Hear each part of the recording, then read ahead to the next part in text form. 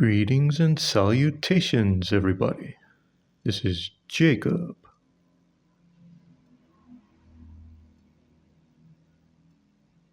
Okay, so how the heck do we make heads or tails of this conundrum? It seems bewildering. Well, my friend, it's much simpler than you think. Oh yes, not everything is as it seems. Not everything that shines is gold, as the saying goes. And this is one such problem, my friends. So let's get the ball rolling, shall we?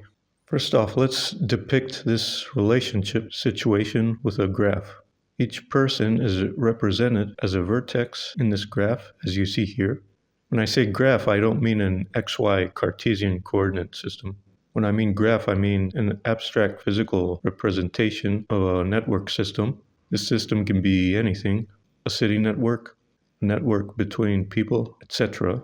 In this instance, each vertex of the graph represents one person of the 5 couples. An edge is a line connecting one vertex to the other. The line represents a handshake between two people who haven't met yet. Okay, so now what do? We can actually figure out the range of handshakes before we do anything else. Since Catherine gets 9 different answers when she asks each person how many hands they've shaken, and since each person knows at least one person, their spouse, then the range of handshakes is from 0 to 8. Because, for example, no one can make 9 handshakes because there are only 9 other people in the group, and such a person already knows their spouse. Hence, the upper limit of handshakes is 8, and the lower limit is 0. Okay, we'll organize this graph in ascending order of amount of handshakes, and you'll see why we do this. Each pair of vertices opposite another represent a couple.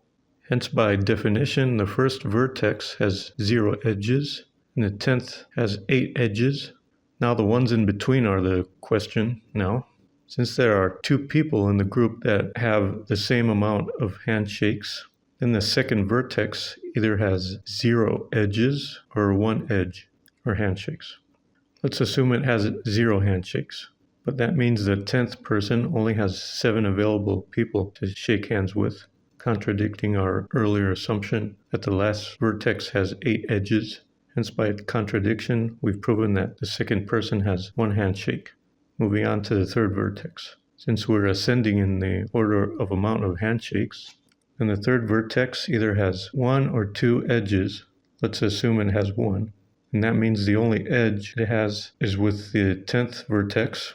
Hence, the 9th vertex only has 6 available vertices to connect with, contradicting our earlier assumption that it either has 8 or 7 edges. Hence, the third vertex has 2 edges, which connect it to the 10th and to the 9th vertex. Moving on to the 4th vertex.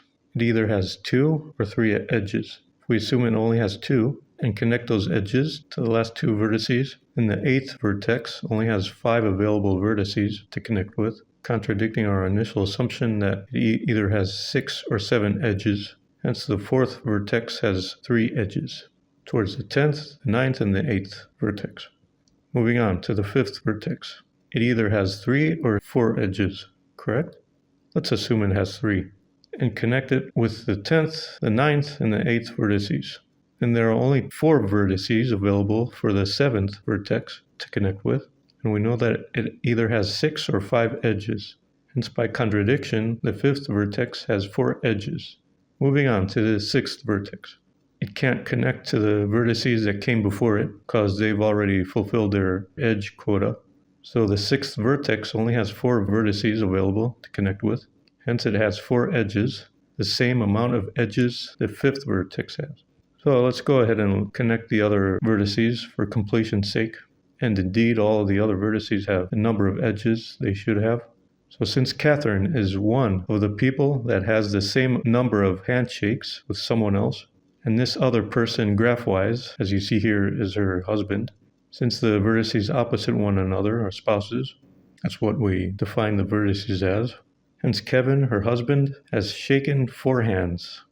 And that's all she wrote, my friends. That's your answer. Who he is. Lock, stock, and barrel.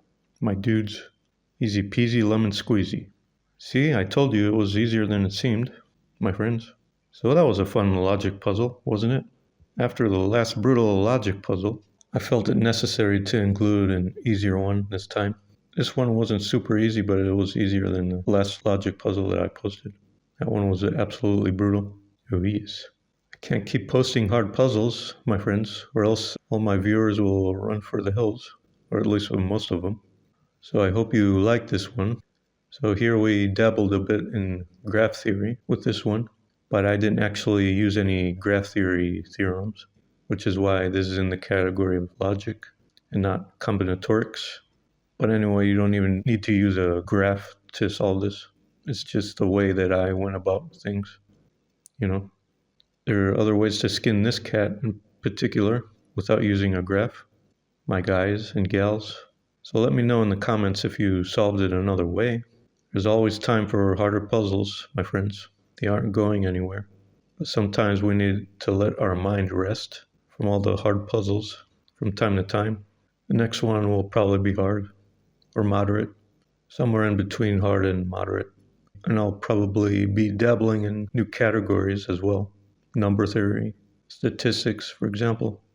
Oh yes, the sky's the limit. So smash those buttons like there's no tomorrow. Shoot a puzzle suggestion my way. And you can even shoot a category suggestion my way. Like you can suggest to me a certain category of puzzles, not just one particular puzzle that floats your boat.